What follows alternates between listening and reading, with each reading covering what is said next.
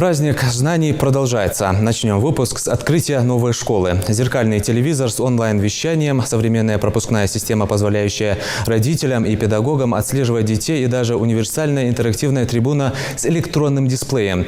Всеми этими новшествами теперь смогут воспользоваться учащиеся школы «Гигант» в Гамурзиево. Там сегодня состоялось торжественное открытие с участием высокопоставленных лиц. Суперсовременное общеобразовательное учреждение рассчитано на 1500 мест. Это одна из самых крупных школ не только в республике, но и в стране. Чем еще может похвастаться новый храм знаний, расскажет Рина Тичоева. Это вторая школа-гигант в Ингушетии, рассчитана на 1500 ученических мест. Трехэтажное здание состоит из 4 блоков, где размещены более 60 кабинетов. Объект построен по самым современным технологиям. Счастливые улыбки и праздничное настроение вовсе не сценарный план, а настоящая неподдельная радость. Ведь учиться в такой современной школе – мечта каждого ребенка. На долгожданное открытие образовательного учреждения приехали и почетные гости. Специально для них учащиеся подготовили выступление. За то, что душа у вас молода, за то, что рядом вы с нами всегда.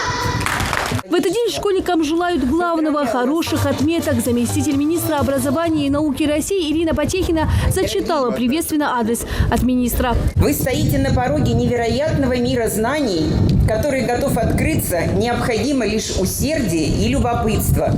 Не бойтесь ошибаться, ведь на этом пути вас будут сопровождать замечательные, опытные, внимательные наставники, ваши учителя. Также поздравляю и благодарю преподавателей. Без их самоотверженного труда не было бы школы. Только по-настоящему участливый человек может стать хорошим учителем. Хочу пожелать детям интересных уроков, новых знаний, конечно же, отличных оценок. Преподавателям хочу пожелать чуткости и внимания к детям, к их ученикам. Ну а родителей хочу пожелать, чтобы они были горды за своих детей, которые учатся в такой замечательной школе.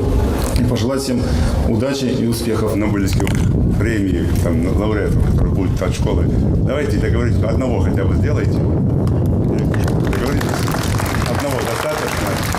От каждой школы по одному такому.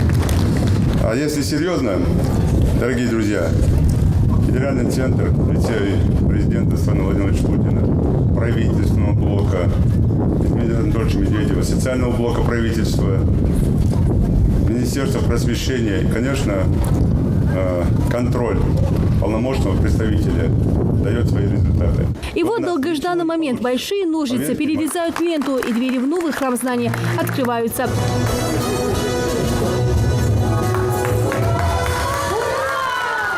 Большая столовая, библиотека, актовые и 4 спортивных зала возвели образовательное учреждение по программе создания новых рабочих мест в общеобразовательных организациях. Здесь учащиеся смогут не только получать знания, но и развивать свои способности, которые уже, кстати, демонстрируют почетным гостям. Датчики считывают информацию, он дает шлагбауму подниматься, и машина проезжает. Шлагбаум за ним опускается. Автоматический вариант.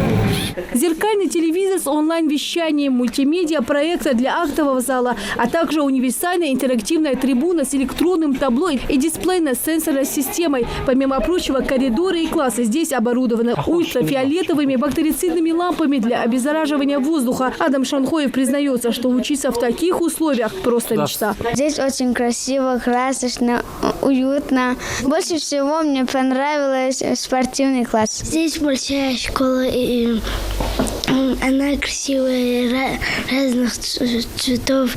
Ну а главная гордость – современная система безопасности детей обеспечивается за счет организации пропускной системы, которая отправляет родителям текстовое сообщение с подтверждением прихода ребенка в школу. Но и это еще не все. Полностью все необходимое для оснащения школы нам уже предоставили. Москва просвещение привезли нам оборудование и спортивные залы, в актовый зал, столовую полностью оборудовали. И все классы наши, предметные и начальные классы, полностью оборудованы интерактивными досками, проекторами, ноутбуками. В общем, все, что дальше необходимая литература. Помимо прочего, в школе будут открыты дополнительные кружки, поэтому расслабляться или не учиться у ребят не будет поводов. Ведь для этого у них уже есть все необходимое. Рина Тичоева, Сурхо Гусиев, Новости 24.